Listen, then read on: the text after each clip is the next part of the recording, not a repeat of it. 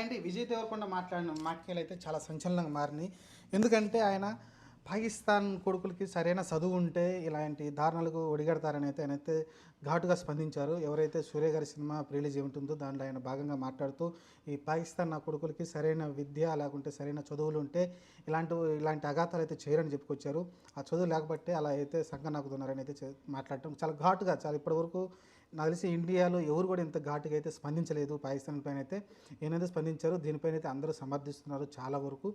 సరే, సమర్థించిన వాళ్ళు కొంతమంది ఉంటారు. ఎందుకంటే వాళ్ళు ఇండియాలో ఉన్న దొంగలు అనుకోవచ్చు ఒక రకంగా.